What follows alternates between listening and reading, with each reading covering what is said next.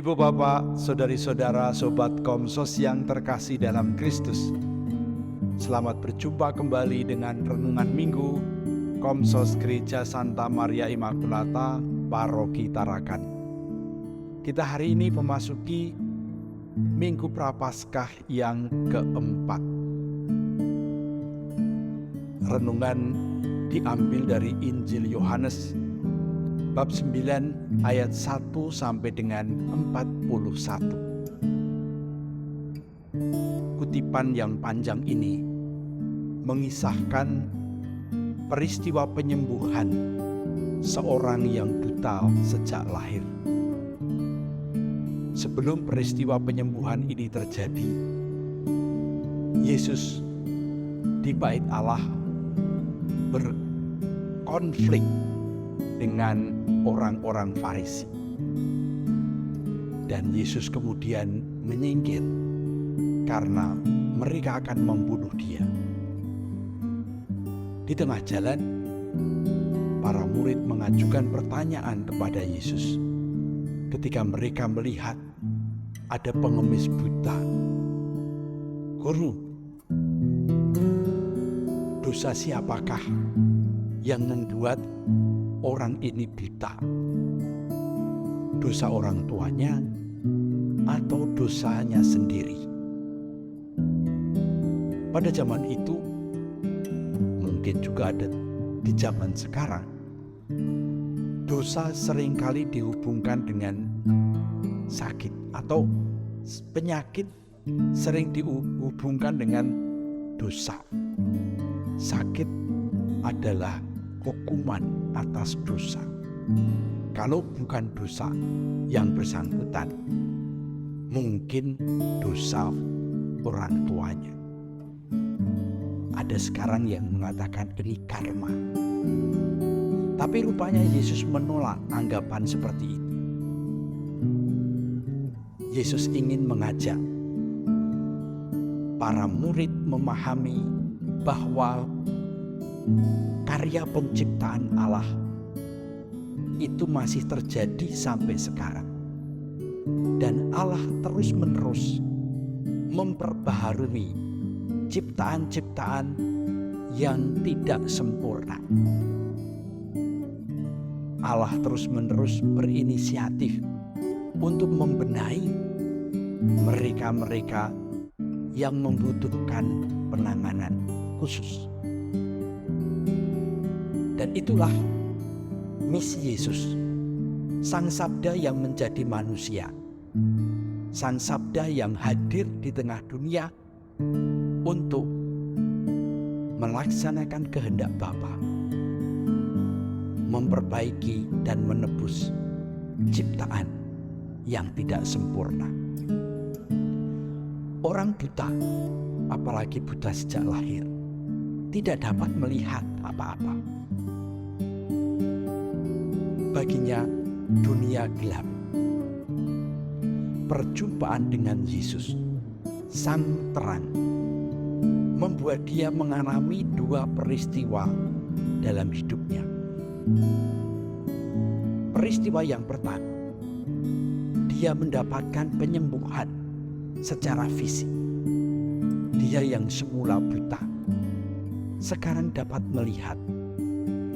Dia yang sebelumnya melihat dunia dalam kegelapan, sekarang dia bisa melihat terang, bisa membedakan warna-warni kehidupan. Yang kedua, peristiwa penyembuhan ini membuat dia berjumpa dengan Sang Pencipta sumber kehidupan yang telah memperbaharui dirinya, atau penyembuhan rohani. Yang menarik, Yohanes mengisahkan kisah penyembuhan ini detail dan panjang, bahkan dengan sebuah proses. Cara Yesus menyembuhkan pun kelihatan sekali tradisional. Yesus mengaduk tanah, lalu mengoleskannya di mata orang itu dan minta dia pergi untuk mandi di kolam Siloam. Orang-orang Farisi, orang-orang Yahudi melihat apa yang terjadi pada dirinya, mulai menginterogasi dia. Karena apa?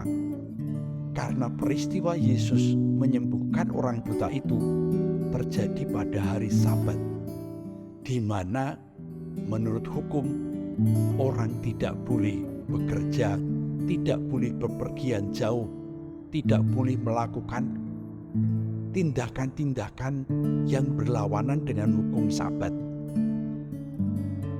Tapi Yesus melanggar hukum Sabat dengan menyembuhkan orang buta itu. Dan orang buta itu melanggar hukum Sabat dengan pergi ke kolam Siloam yang jaraknya kurang lebih 1 kilo dari tempat Yesus menyembuhkan dia. Aturan Sabat mengatakan bahwa maksimal orang hanya boleh berjalan 500 meter pada hari Sabat. Persis disinilah juga terletak koreksi. Allah istirahat pada hari Sabat setelah Dia menciptakan alam semesta.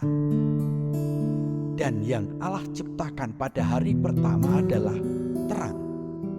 Setelah terang diciptakan, Allah kemudian menciptakan ciptaan lain.